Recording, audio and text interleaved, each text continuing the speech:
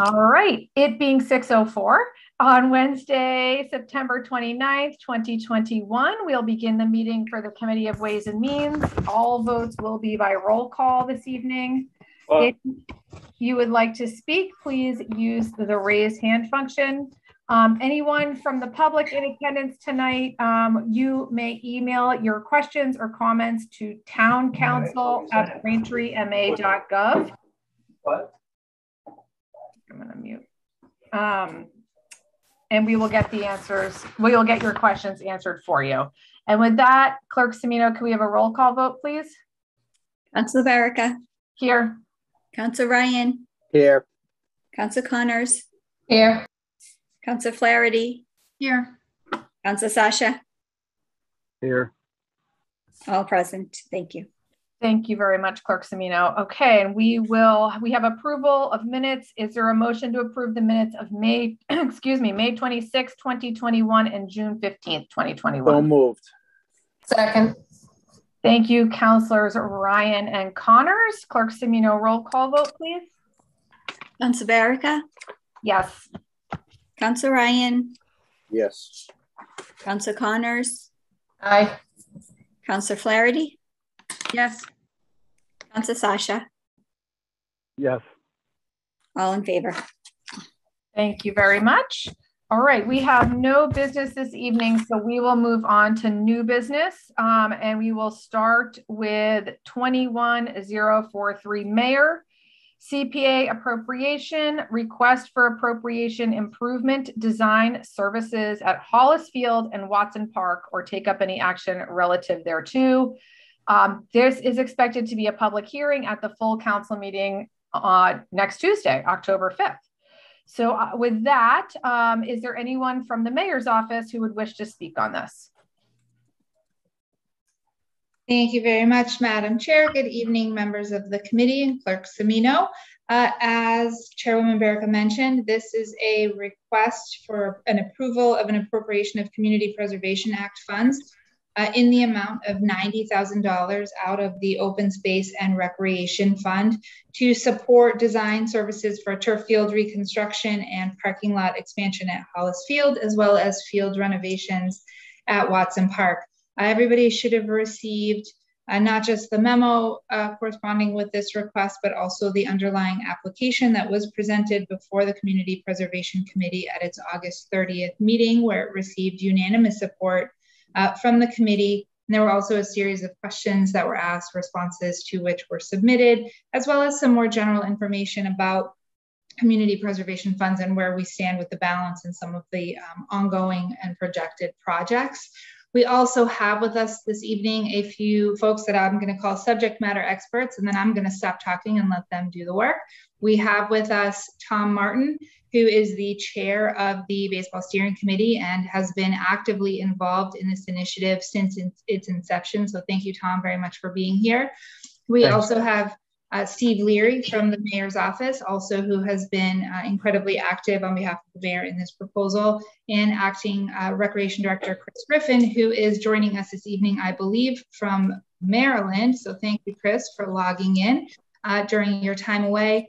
And then I see in our attendees, we also have Laura Lee Willard, who is the Vice President of the East Braintree Little League, joining us as well. And so I think it probably just makes sense to open it up to the committee for questions, or if there are any additional information that you need. Oh, I should also say Director Santucci Razi, Planning and Community Development, and Kelly Phelan, our conservation agent, also here with us this evening for this request and the next item on the agenda. Jim Arsenault also with us in the attendees on behalf of the DPW. Thank you very much, Chief of Staff Taub, and thank you so much, Mr. Martin, for joining us tonight. I know I had the good fortune of running into you over the weekend. Yeah. With your expertise, and wanted to make sure my colleagues also have the benefit of your expertise with questions this evening. So, Mr. Martin, I just want to offer you the opportunity, if you want to say anything to the committee, to go ahead. Otherwise, I'm happy to open it up to questions, whatever your preference is. Okay, can you hear me? Yep. You guys hear me? Okay. Yeah, I know Steve's on. I was just kind of the liaison. I think Babe Ruth being in the middle of the little leagues and kind of the high school and the older kids. I think just being from around town, I was asked to chair. But Steve and Chris really are doing all the work. But we need a new. The summer highlighted the challenges the town has as a lack of big diamond baseball facilities, I'll call them, because I think we have enough younger kids fields. We're very dependent upon the high school property, which school teams come first, and the property itself has multiple irrigation problems.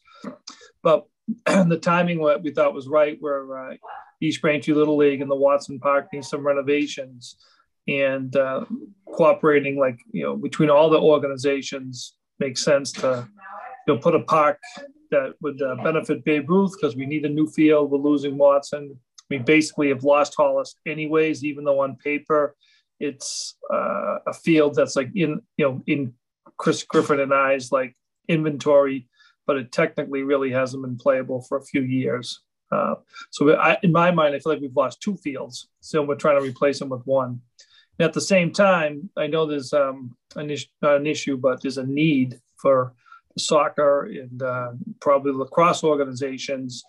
And like a lot of things, when you look at it from a business perspective, it makes sense to put a turf field in for multi-purpose use, take out any worries or concerns about whether we can generate revenue. That's a totally separate issue. But sharing the cost of parking, any renovations, storage sheds, eventually possibly the possibility of lights. And we thought the Hollis is already a field that basically needs some TLC. And Steve Larry already talked to the principal, so there's no concerns about losing their recess time or partitioning the proper amount. If anything, it'll be a positive for the children of Hollis to get probably a better playground. So I don't know what we're going to do over time if we don't come up with a solution. So I guess that's my passionate plea. The other political part of getting the process through, I'll delegate over to Steve and Chris, because I'm being honest, I don't really know all the steps of what's necessary. So that's it.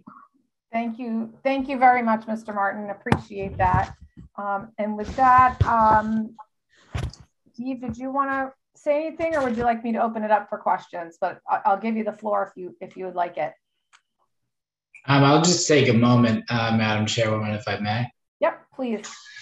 So I just want to touch base about the expansion of the parking lot.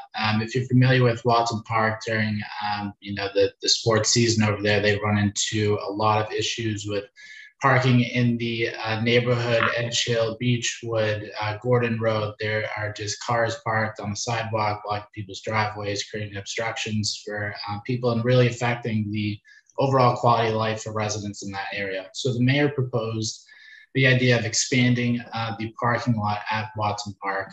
Currently, it only has 40 parking spaces, and that's to accommodate the 5 fields that are currently there: basketball court, 2 tennis courts, the playground, and the splash pad. So with the expansion of the parking lot, we hope it would alleviate some of the parking that's going on in the neighborhood.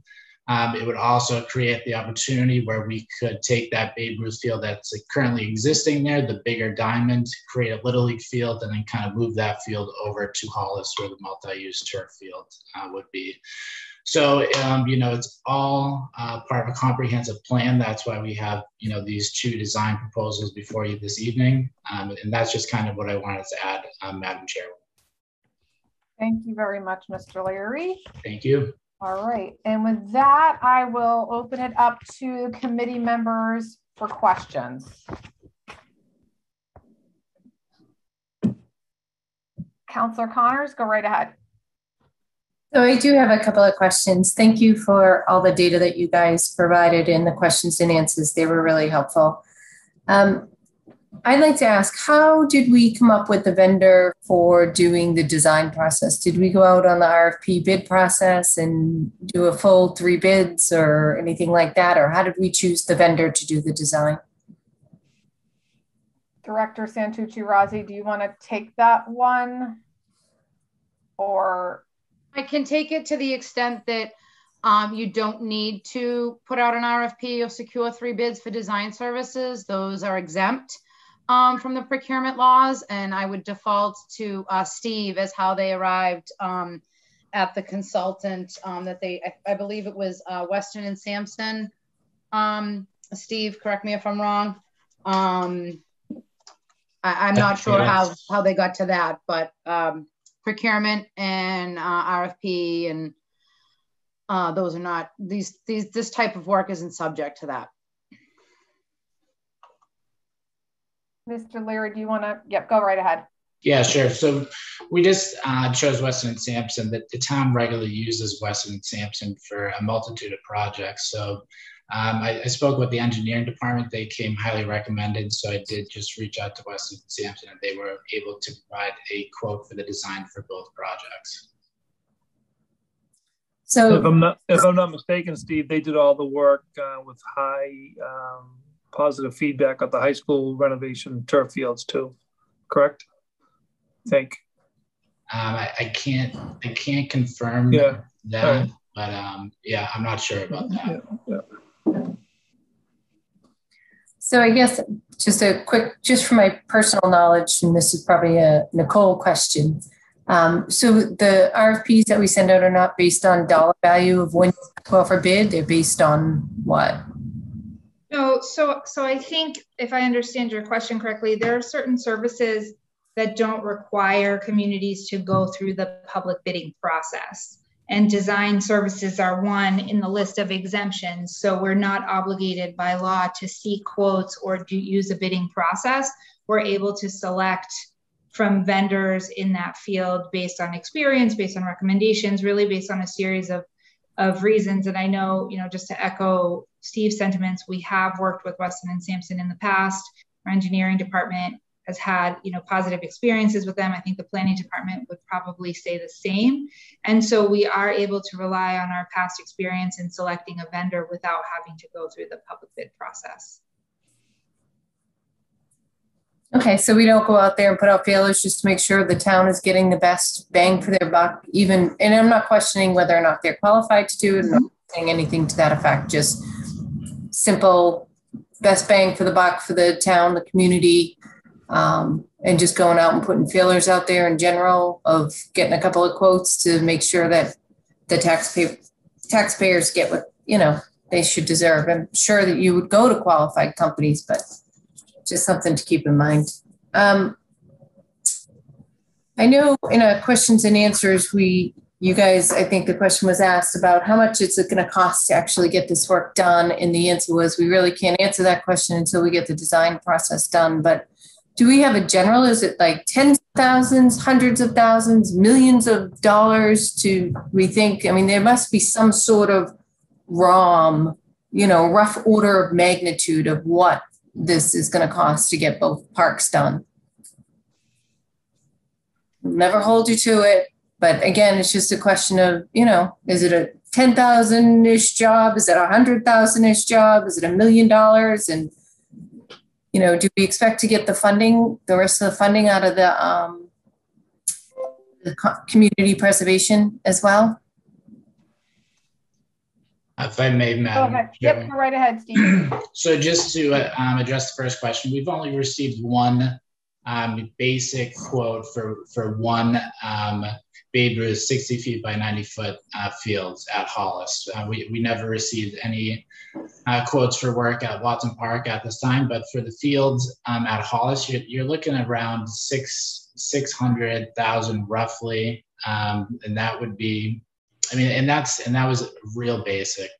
Fencing, they provided a whole quote, but it's around 600,000. Then there's different intervals if you're going to use, the synthetic turf. If you're just going to do grass, there was a lot of different options that they put in there. So that was a very basic quote that they provided. And then what was the second question, Councilor Connors? My apologies.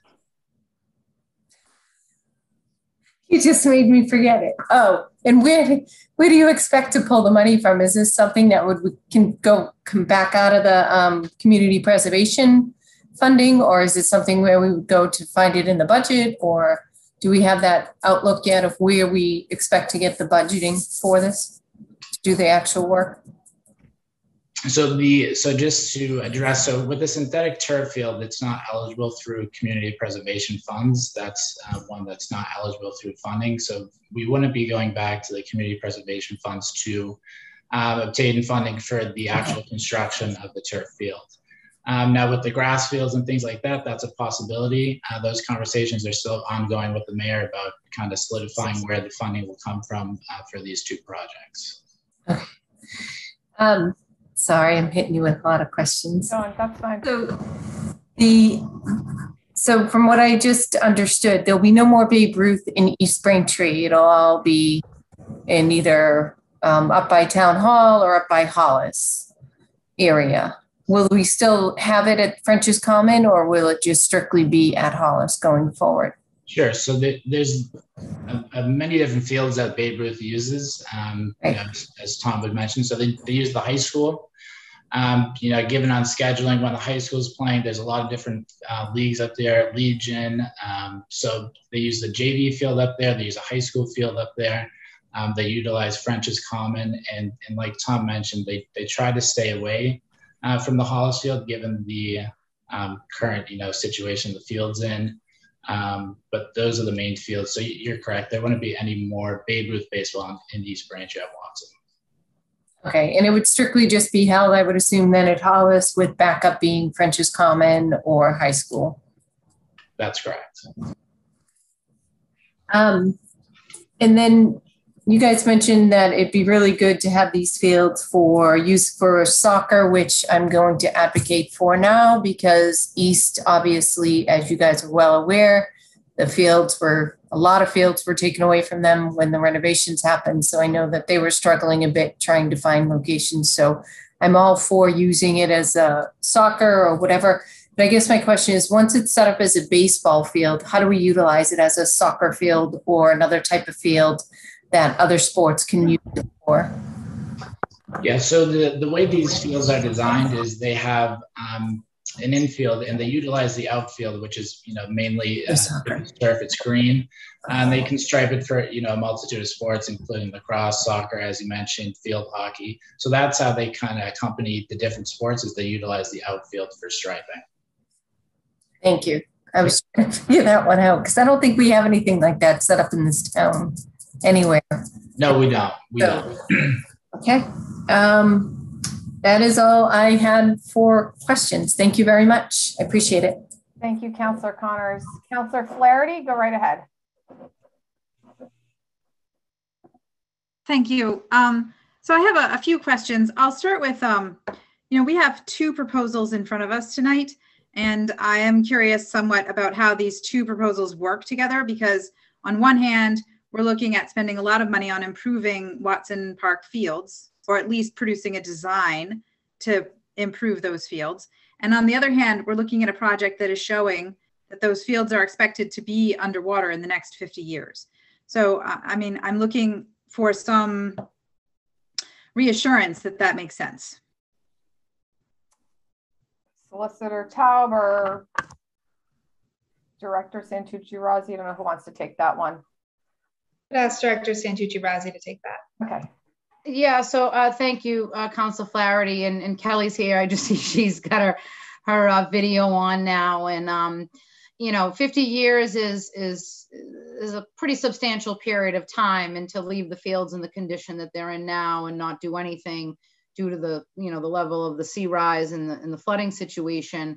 I think that the improvements that are put in place, or the design that's put in place to eventually construct these improvements, will have a very full life, and the town will definitely get their money's worth over the next 4 to 5 decades.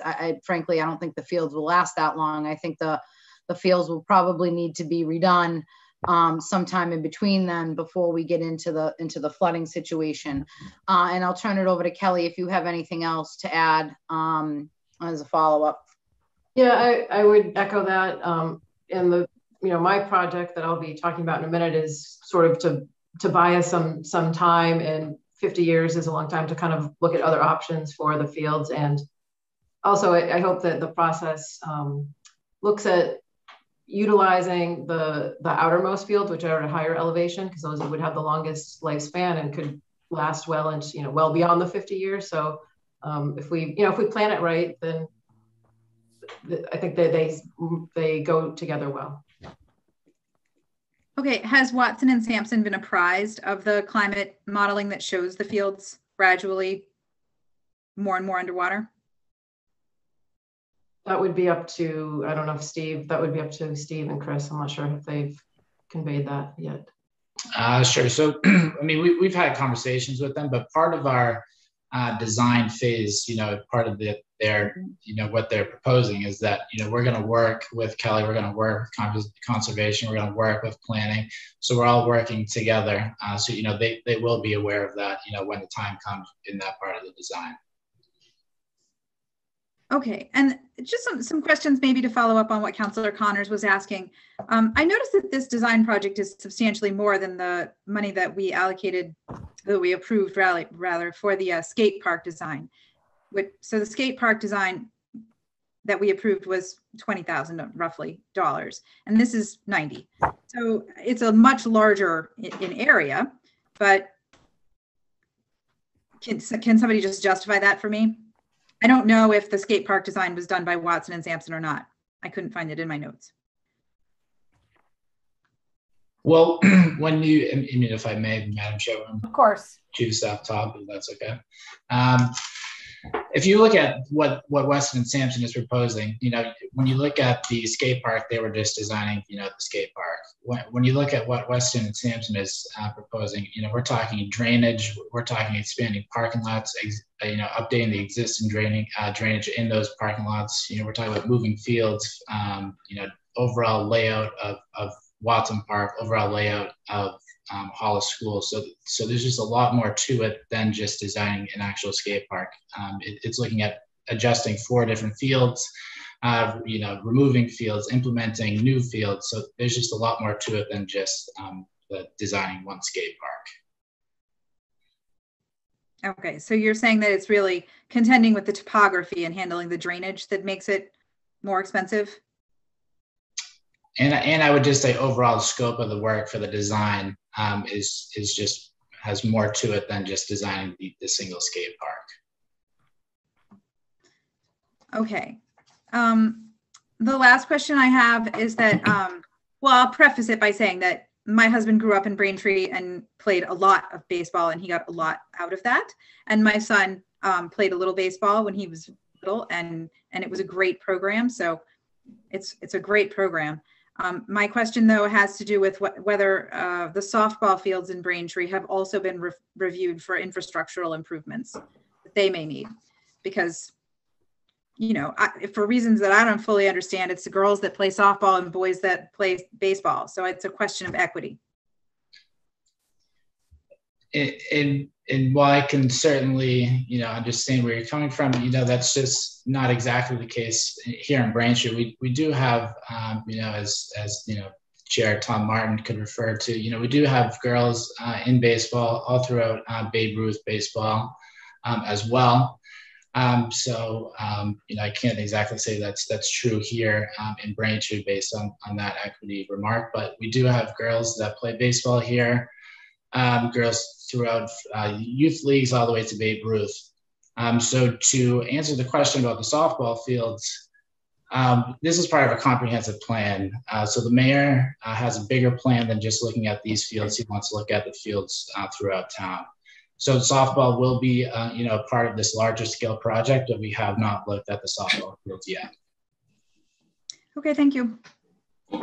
I see Mr. Griffin's hand up. 1 second, Councilor Ryan. Council, can you hear me? Yep, go right ahead, Mr. Griffin. All right, thank you very much. Just to the through you, Madam Chairperson, just to that question. So we do regularly, we at the rec department, we consider ourselves partners with all the youth sports in Braintree. I regularly talk to Al Saluti, who is the president of Braintree, South Braintree Girls Softball. Just last week, we had our grounds crews over there helping them doing fields for some fall games they had this year. And I think in response to one of the written questions that was sent over last week, excuse the background noise. I'm at the Baltimore Orioles game tonight. In response to one of the written questions that was submitted last week, if turf is an option, at Hollis that we go forward with, the designs of turf today give us the opportunity when they say multi-purpose, they really do mean multi-purpose. There are ways where we can go about it that the field can be used for both baseball. There will be base anchors there for baseball, and we can make it possible that there could be base anchors for softball as well. The baseball mound on a multi-purpose field is something that's removable and something that can be put back when need be, which would make a multi-purpose field usable for softball as well. Thank you, Mr. Griffin. Councillor Flaherty, did that answer your question? Yep, I'm good. Councillor Ryan, go right ahead. Thank you. I'm going to support this project. It's great. One of the best things about Braintree are our parks, and I think they're a treasure in the town. I'm going to support this, and I'm going to treat this as two separate things for right now, and we're just talking about Watson and Hollis, and I think it's going to be a great project, and I look forward to it being completed. Thank you. Thank you, Councillor Ryan. Councillor Connors, I see your hand raised, but I just want to make sure if Councillor Shasha has any questions or comments, because I'm not sure he can raise his hand on the phone. Thank you, Madam Chairwoman. I'm good on this project. I think I fully support it. And just, I will just comment on the earlier comment about, lacrosse fields and soccer fields needing work too. I think everybody agrees with that. And same with softball. There's still a lot of work to be done on the field, but no reason we can't start with these. And I think this is a great project. Thank you. Thank you, Councillor Shasha. Councillor Connors? Oh, sorry, one more question. Go right ahead. In their quote that they had conceptual plans and estimates final. I guess my question is, who has final approval over these conceptual plans? Who's going to give the final approval for it? Is it going to be a smaller committee? I know Tom Martin, obviously you'll be involved, but I'm wondering if EBLL, American, who else will be involved in that final conceptual design, or will it go up for approval through ordinance or? Chief of Staff Todd or? Well, I guess from a baseball perspective, we have voices from every baseball organization in town. So if I represent us, it'll be collectively agreed upon by the baseball organizations. As far as I guess I'm going to default to Steve or Chris, I think ultimately the Grand Master Plan would be to have facilities appropriately funded for other youth sports organizations. So I will have to pass how that would be answered to either Steve or Chris about how soccer and softball and lacrosse, how they would gain conceptual agreement. But I think anything that they would get would be better than what they have now. So that's just the baseball view. So Steve or Chris, if you want to add a comment to that, I'll pass to you. Mr. Griffin, I see your hand up. So if you want to go right ahead. Thank you, Madam Chairperson. Thank you, Councilor Connors, for that question. It is a great point, and we fully intend in the proposal Western Sampson prepared. One of the things they included was, that they would be consulting with all the stakeholders, and stakeholders includes, starting with us at the rec department, any and all leagues that would be involved. And including, the people who live in the areas of these fields, because they, the people, particularly, people on Gordon Road when it comes to Watson Park, I mean, they live with that, 3, 4, 5 months a year. So any and all stakeholders will be involved with these discussions. Western Sampson committed to that in their proposal to us. So we're really looking forward to, if this is to go forward, some really great discussions over the next couple of months. Hopefully we get an agreement that it suits everyone. Would there be some sort of public hearing held on it? So not only obviously the residents that are affected at Watson, but residents up at Hollis, or so people would kind of be able to see the plan. I know they wouldn't, I know it gets to a point where it gets too big and you really can't, but there would be, I would welcome some public input on this, on both of these projects, actually, just to ensure that we cover all bases. And then I assume we go to planning and conservation to make sure that everybody's happy with that structurally and design wise, and making sure we maintain all the conservation and the planning board laws. So I'm hoping that instead of just somebody stamping it saying, yep, it's good to go, there's some public input in this, and there's some talk about it, and it goes through different check boxes to ensure that it's gone through all the different departments to ensure that the design is okayed before it's finalized and we pay the final bill. Madam Chair President. Go right ahead. Go right ahead, Chris. Thank you. No, I absolutely, Councilor. That's always been part of our plan to do it with the input of all the stakeholders.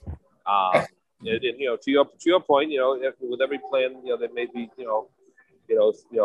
some dissenters here and there, but we're really aiming to have these two facilities be something that everyone in the community, both in the neighborhood they reside in, as well as the sports athletic communities that use them. This is something that they can be proud of, and something that they all feel that they, and rightfully so, had a part in the planning. Okay, thank you. That's all I have. Thank you, Mr. Griffin. Any other committee members? I have a couple of questions, but I'll defer to my colleagues first. Okay. Thank you again, everyone, for joining us. I'm really enthusiastic about renovating the Hollis school fields. My kids went to Hollis, and it was like a dust bowl over there for playground and recess. So I think that is going to, if we can pull it off with turf, hopefully find some funding. Maybe there's grants available. That is just, I think that's going to be a real win for the whole community. So really, really looking forward to that. My question, and I don't know, Mr. Martin, if this is for you or maybe for Mr. Griffin, I know last year or in 2019, we approved the council, that being $21,500 for Winfield Adams playground and baseball field. So I'm wondering what the status is with that, how that fits into this plan. I don't know if who can take that. I can't. Madam Chairperson, I can take that. That funding has to this point. That was, I believe, it was approved in December of 2019. And with this, it hasn't been used at all to this point, I believe. And with this program, we may, with this new proposal, we think that that this proposal will kind of is the priority, and that project, and obviously we'll work with Melissa and all the protocols involved with that funding and everything. But that funding has not been used at this point. It was approved, as I said, December 2019. So we can get some more information to you over on that. Okay, so I'm sorry, you broke up a little bit there, Mr. Griffin. So are you saying that the Winfield Adams baseball field renovation will not be happening in lieu of this?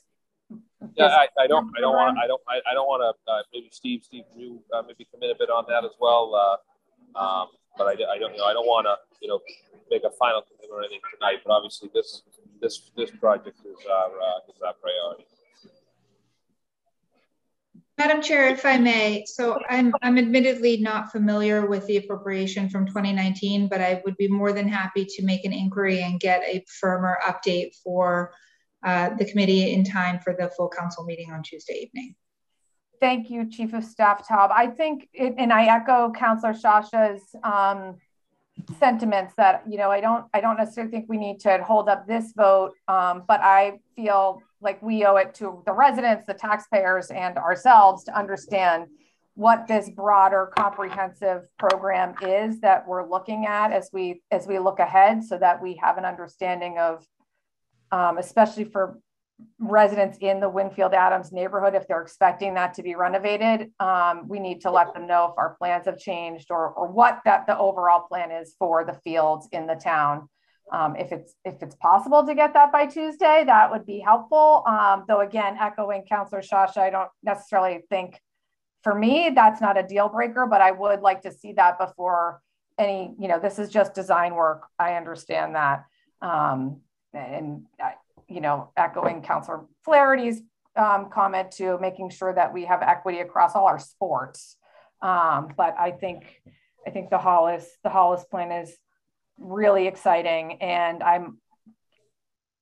Director Phelan will be looking to your expertise to ensure Watson Park fields are put to good use before that is reverted back to marshland. I know 50 years feels like a long time, but it's not that long. Hopefully I'll still be here. I don't know. So that, I think that would be very, very helpful. Thank you. Thank you for that.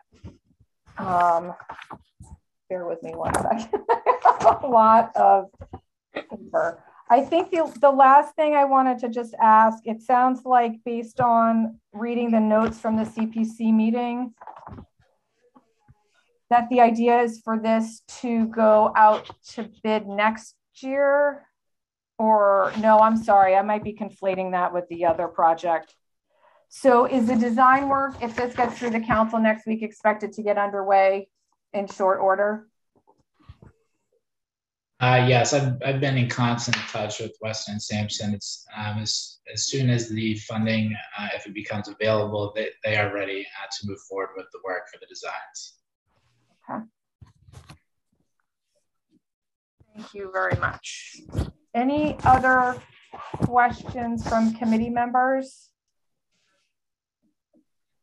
I think I just wanted, probably should have started with this, Mr. Martin, to answer your question. So the CPC approved the funding based on the request. Then it gets referred to the Ways and Means Committee, which is now. We vote on it after discussion. It will go to the full council, and because it is appropriation of funding, there will be a public hearing. So I know East Braintree Little League is on the call tonight. I would encourage anybody who's listening, or please let your fellow enthusiasts know, like, they're welcome to offer their support or questions during the public hearing on Tuesday at Town Hall, or you can send questions in ahead of time. All right, thanks. You're welcome. Thank you. And thanks again for joining. I appreciate it. All right, so with that, I think we're ready for a motion, Councilor Ryan. Motion 21043, Mayor, CPA appropriation. The motion is that in accordance with the provisions of Chapter 44B of the general laws and with the recommendation of the Community Preservation Committee, the appropriation of $90,000 from the CPA Open Space and Recreation Fund for Improvement Design Services at Hollis Field and Watson Park, located off Washington Street, Assessors Map 2022 Plot 1, and Gordon Road, Assessors Map 3001 Plot 1B, respectively. Said funds shall be expended under the direction of the Community Preservation Committee, the Director of Planning, the Community Development, and the Recreation Community Events Coordinator. So moved. Second. Thank you, Councilor Ryan and Councilor Connors. Clerk Semino, roll call vote, please. Councilor Berica? Yes. Councilor Ryan? Aye. Councilor Connors? Aye. Councilor Flaherty? Yes. Councilor Sasha? Yes. 5 in favor, 0 opposed. Thank you very much. And thank you, Mr. Martin. If you want to, you're welcome to stay. You're welcome to get on with your evening, but thank you very much for joining us. Okay. Well, thanks for inviting me. Thanks again, everybody. I'm going to jump off. Thank you. See you later. Bye-bye. Bye, Steve. All right. If it's acceptable to the committee members, I was going to offer to take things out of order so we can go to the appointment of Mr. Kent to the planning board. Any objections? Okay, in that case, I will open it up. Let me read the 21048 mayor appointment of Tom Kent to the planning board or take up any action relative thereto. And at the town council meeting back on January 5th, 2021, Mr. Kent was appointed to the planning board as an alternate. So this appointment is to make him a full voting member. So I will, with that, ask if there's anyone from the mayor's office who would like to speak. Thank you very much, Madam Chair. Again, this is, we are excited to have the opportunity to elevate Mr. Kent from his status as an alternate member to a permanent member of the planning board. Since his appointment in January, was it 21 that we did that? Really, I thought it was longer than that. And I think that because Mr. Kent has been such a thoughtful and active participant in his capacity as an alternate member, and we are incredibly confident that he will continue to serve in an invaluable role as a permanent member of the planning board, given the most recent vacancy that we have. I think the committee has a copy of Mr. Kent's resume, and they had received a copy previously. And with that, with your permission, Madam Chair, I would offer Director Santucci-Rousey, who I know has been working closely with Mr. Kent in his capacity as an alternate member, to offer any additional comments or thoughts that she has regarding this appointment. Thank you. Yep, go right ahead, Director Santucci-Rousey. Thank you, and through the chair, just echoing Nicole's comments. We're very lucky to have Tom on the planning board, even in his alternate capacity.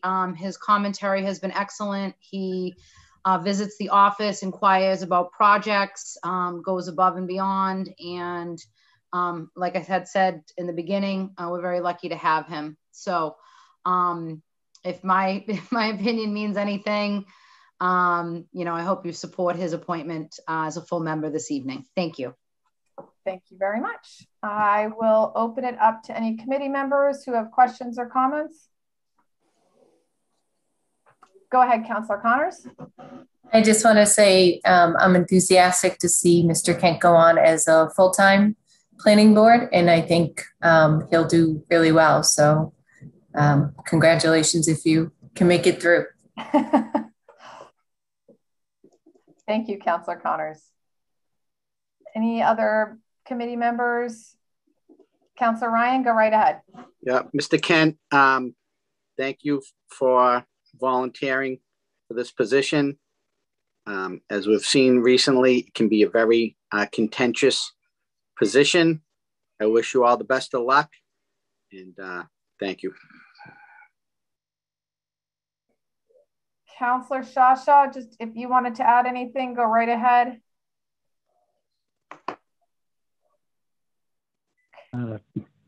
Thank you, Madam Chairwoman. I would just say thank you for what you're doing for the town, Mr. Kent, and good luck in the future with the planning board. Thanks. Thank you. Thank you. Yeah, I would echo that. Thank you, Mr. Kent. I look forward to having you as a full voting member and appreciate your volunteerism to the town. And I hope your tenure is long-lived, because I think there's a real value in having longevity on the planning board, because these projects can take years, and having that historical knowledge is really important. So I'm delighted that you're able to step into this role. So thank you. Okay, with that, do we have a motion, Councillor Ryan? Motion for make a favorable recommendation of the full council to appoint Mr. Kent to the planning board. Or did I need to read something verbatim? Sue, Clerk Semino, you're on mute. As a member, you're fine. Member. Mm-hmm. Is there a second? Second. Thank you, Councillor Ryan and Connors. Clerk Semino, roll call vote, please. Councillor Baraka. Yeah. Councillor Ryan. Aye. Councillor Connors. Aye. Councillor Flaherty. Yes. Councillor Sasha. Yes. 5 in favor, 0 opposed. Thank you, Mr. Kent. If you'd like to stay, you're welcome to. And if you want to get released from a meeting early, no, Whatever happens with the planning board, go right ahead. Thanks very much, everybody. And I do think I'll take advantage of your kind offer and call it an evening. But we'll be around and about. Good night. Thank you. See you later. Bye-bye. All right. That we will move back to 21044 Mayor, CPA appropriation, request for appropriation, shoreline stabilization and flood control project at Watson Park, or take up any action relative thereto. And again, we are expecting a public hearing at the full council meeting on October 5th, 2021. Is there anyone from the mayor's office who would like to speak? Thank you again, Madam Chair. As with the prior community preservation appropriation, this went before the CPC at their August 30th meeting and received unanimous support for the appropriation of $300,000 coming from, I think it's the unrestricted, from the unreserved fund, excuse me, and the $300,000 coming from the community preservation funding is just under 30% of the total funding for this project. The remaining $772,000 or so is coming from a grant, and so the match funding that's before you this evening is required as part of that award. I'm going to absolutely leave this one to the experts, with Conservation Agent Kelly Phelan with us this evening and Director Santucci Razi, and I'm sure they would welcome questions or comments from the committee as to the specifics and the details of this appropriation. Thank you. Thank you very much, Chief of Staff Taub. Ms. Phelan, did you want to speak, or would you like me to open it up for questions? Sure. You may remember this project. I was before the council back in May of 2020 in support of a request for an appropriation from the capital budget to help us complete the design and permitting. We were successful. It's all wrapped up, and we're now ready to move to the construction phase. We did recently receive notice that we have received a significant grant, $772,000 for construction, and this is the match to go with that and make the project budget. I can share my screen if you want a refresher look at the site and what exactly is involved. That would be, I would welcome that. Thank you. Are you able to do that? Are you able to share? I think I need to be enabled. Sue, are you able to do that? Okay, thank you. Okay. Can you see my screen now? Not yet. This is always the... There we go. Okay. Yep. Okay. So this project started because of the eroding coastal bank at the park, and looks like it's beginning to undermine the walking path and eventually the baseball fields if nothing was done. So we received grant funding from Coastal Zone Management to look at options. Excuse me, I'm going to look at options and develop a design. We were working with Woods Hole Group as our consultant, and the Public Works Department was involved with myself, and also the Recreation Division has been involved, and the Stormwater Division. So we all kind of worked through the options together and arrived at this design. So it restores eroded salt marsh. These like green lobes of salt marsh have eroded, so it restores those. It stabilizes the coastal bank by cutting it back to a less steep grade, planting it with salt tolerant vegetation. And then the project evolved to include this flood protection berm around the perimeter of the park, starting at the splash pad and going kind of through the main project area, and also another lobe of berm down at the end of the park by the yacht club. That berm was included primarily because the park flooded twice in 2018. Almost the entire park was underwater, and we expect to see more of that with sea level rise and storm surge and climate change. So it seems like a reasonable solution to buy us some time to protect the park in the near term, in the next hopefully 50 years, while we kind of adapt to a new situation here. So the berm would be 2 feet tall and have a 3-to-1 side slope, so it can be can easily walk up onto it.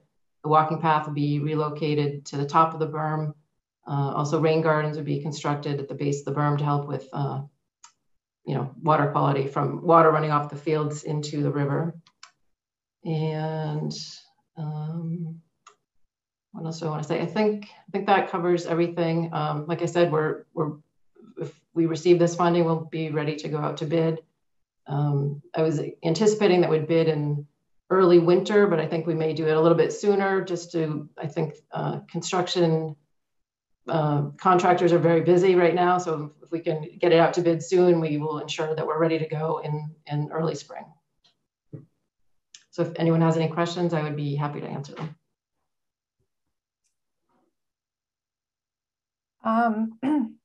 Sorry, Ms. Phelan, do you mind stop sharing just so I can see that? Sure. Thank you. We can bring that back up if necessary. Oh, I do see Councillor Connors. So I should have known. I know. So I just want to say, first of all, thank you to everyone that is involved in getting these grants. I think you guys have done a phenomenal job in getting this money, and I'm more than happy to support this. And Watson Park, as we all know, is really, truly in need of some restoration and flooding control and stabilization. So I'm looking forward to seeing the changes that they make in the spring. Thank you, Councillor Connors. Councillor Ryan? Thank you. I think this is a great project. I think it's awesome, as Councillor Connors said, that we're getting funding for this. It's a great job for everyone involved. I just want to ask a couple of questions as well. I read in the documentation talking about this, the water rising to the field level in 2070. And a lot of times when you talk about water increasing, the water levels increasing around the Commonwealth, and they talk about 2070 as a date that you have to maybe comply with that elevation that they predict the sea level rise will be at. So what level are we going up to with the berm is my question. Is it 2070 level, or is it, I saw it quoted in there, I don't know if that's what it meant. The idea was that from the modeling that daily tides would reach the fields without the berm by 2070. The field's at elevation 8, so by 2070 the tide elevation would be at 8.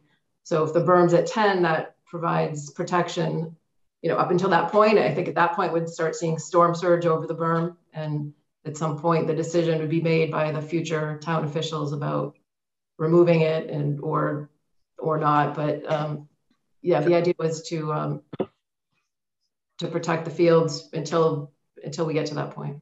Yeah, so that was my follow-up question. Did it include storm surge? Because I know we designed our facilities to be hardened to 2070 with 2.5 feet of storm surge. So storm surge is not taken into consideration with this? It is taken into consideration. So when you say the berm is, the berm's not going to, the berm won't protect from high tide until 2070, but at that point that's a kind of a different situation. At that point, things are maybe the berm is intended to protect from storm surge until we get to that point where the tide is daily in the field. Okay. And I'm sure we talked about this earlier, that the berm is going to be designed with the new fields, with the new improvements in mind, where it seems like it's on the edge and it's not going to be running down the pitcher's mound or anything like that. It doesn't seem like it. So it seems like shouldn't be any problem. But great job. Braintree doesn't have a lot of waterfront. This is what we have. All the other cities and towns along the water are doing this type of work. Boston, Quincy, we need to be doing this as well. And thank you very much. Thank you, Councillor Ryan. Excuse me, Councillor Flaherty. Thank you. I just want to say that this project, it's so smart for communities to keep an eye on climate change and anticipate its impacts and, forestall them where you can. And I think it's really great that we're doing that. And I think it's extra great that we got some grant money to help us do it. So I'm going to fully support this. I think it's exactly what this community and lots of others need to be doing. Thank you, Councillor Flaherty. Councillor Shasha, did you want to ask any questions? Thank you, Madam Chairwoman. No, I will just echo the sentiment of the other counselors that even if this was costing the town $1 million, we would probably need to do it to preserve a key open space area of town. The fact that you were able to get almost 80% in grant funding is phenomenal, and I hope everyone will support this. Thank you. Thank you, Councilor Shasha. Yes, I think that our grant writers, whoever they are in the town departments, are truly unsung heroes. And I hope that we can amplify all the great work they're doing, because it's saving our town so much money, and it's so important that we get these projects done. So thank you so much, Ms. Phelan, for doing all that.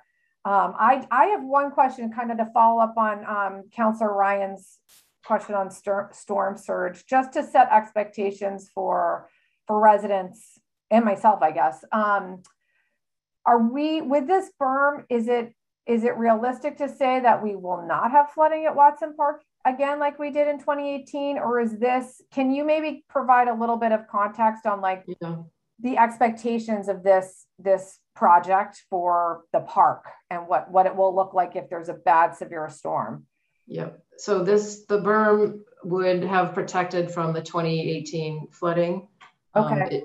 It will not protect. There's certainly the possibility that a more severe storm could happen and the berm is overtopped. We have made sure that's taken into account in the design so that, you know, water doesn't get trapped behind the berm and can't drain back out.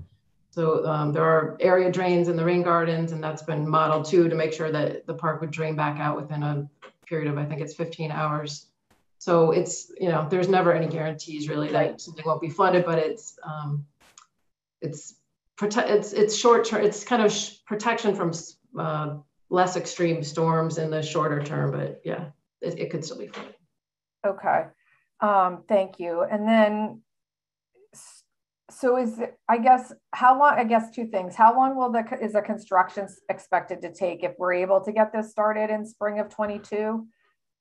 It would take about 3 months. Oh, okay. That's a lot shorter than I expected. And then would this fall with the Conservation Commission, or, you know, thinking, okay, we now have a 50-year time horizon, which feels long, but we all know how quickly that time goes by.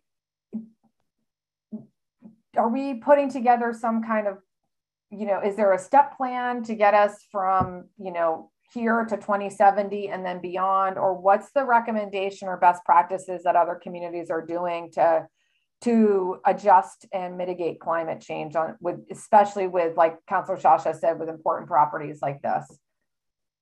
It's really new territory certainly for Braintree and probably most communities in the country. There's not a formalized process. You know, the Conservation Commission, when they permitted it, they put it in that the berm has to be removed when the sea level, when the daily high tide reaches elevation 8. You know, we've had discussions with the DPW about this, and, you know, who among us will still be here to ensure that happens? I mean, it's so unpredictable what the future could look like that a lot of it's beyond our control, but that's the intention. Things may change. Maybe the projections, you know, maybe the worst case scenario doesn't happen, and this berm protects the fields, you know, far past that timeline. I don't know. Okay. Councilor Connors. So just one more, actually, thank you, Chairperson Barrett. One more question, sorry. So if this does start in the spring, how much interference? Obviously, I know there'll be some interference, but with the baseball season down at Watson Park, I know that will be a big concern amongst the EBLL players. Yeah, we worked really closely with originally Nelson and then more recently Chris, and they designated one of the fields as a place that could be used for staging.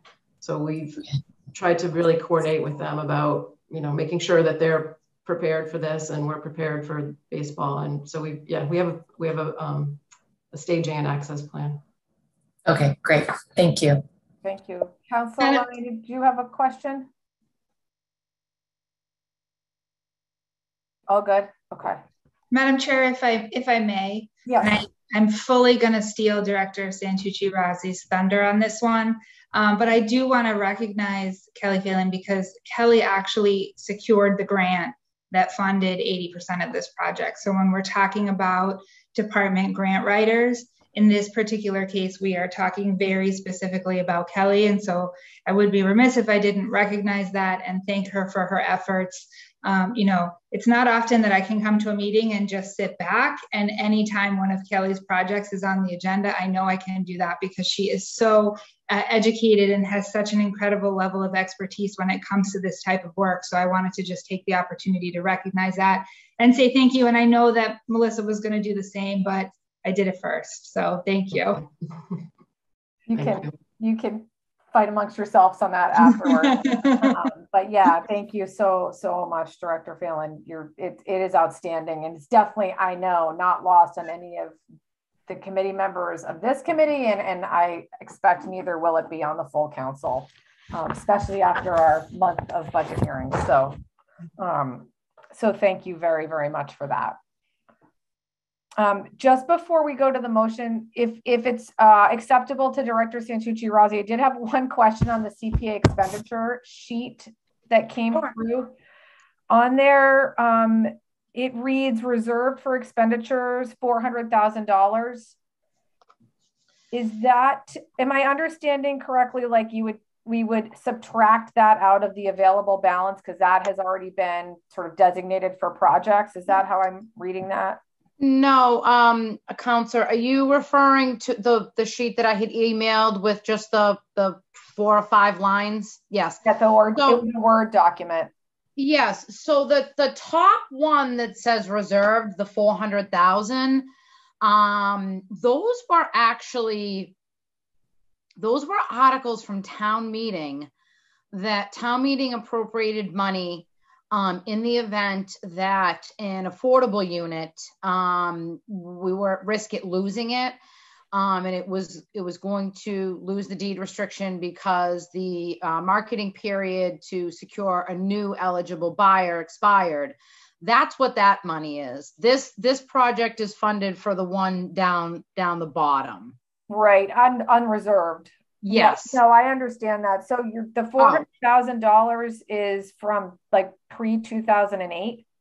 Yes. Oh, wow. Yep. Okay. Yeah, it's interesting. I'm glad you asked that because just last week, I'm like, let me dig these out. And I had mentioned at the CPC meeting, I think it was last week, I can't keep up with the meetings. Like if you know, do we still want to keep this money there? Should we, you know, make sure that there isn't a, you know, better purpose for it? I do want to add though that we almost did tap into that, which on Gold Rosen on a unit over at Turtle Crossing, and it ended up working out, and there was an eligible entity that purchased that unit. But that specific 400,000. Honestly, it might have even been a series of articles. My memory, I have vague memories of it, but it was a town meeting. I want to say probably 2007-ish. It was right after we had Turtle Crossing 40B and Ridge 40B development. Okay, thank you. I appreciate the explanation. You're welcome. Okay. I do not have any other questions on the shoreline stabilization. If Councilor Shasha, speak up if you have anything. Otherwise, I think we can move to a motion, Councilor Ryan. Okay, 21044, Mayor CPA appropriation. That in accordance with the provisions of Chapter 44B of the general laws and with the recommendation of the Community Preservation Committee, that the appropriation of $300,000 from the CPA unreserved fund for the shoreline stabilization and flood control project of Watson Park, located off Gordon Road, Assessors Map 3001, Plot 1B. Said fund shall be expended under the direction of the Community Preservation Committee, the Director of Planning, Community Development, and the Recreation and Community Events Coordinator. So moved. Second. Thank you, Councilors Ryan and Connors. Clerk Semino, roll call vote, please. Councilor Baraka. Yes. Councilor Ryan. Aye. Counselor Connors, Aye. Counselor Flaherty, Yes. Counselor Sasha. Yes. It's 5 in favor, 0 opposed. Thank you, Clerk Semino. Okay, if I don't see anything else, and so I would make a motion, Councilor. Can I ask one question? I have to ask this question. Yes. Kelly, is your hair purple? Something's up with the lighting in this room. I know. I was like, why do I look like a historical photo or something? So it just looks a little. It's a filter, Counselor. Come on. My hair is not purple. It's not the cat filter. You're okay. Okay. It looks good, Kelly. I'm just being fresh. Motion to adjourn. Second. Thank you, Councilors Ryan and Connors. Clerk Semino, roll call vote, please. Counselor Baraka. Yes. Counselor Ryan. Aye. Counselor Connors. Aye. Counselor Flaherty. Yes. Counselor Sasha. Yes. All in favor to adjourn. Thank Good you. night, everybody. Aye. Good night, everyone. Thank you.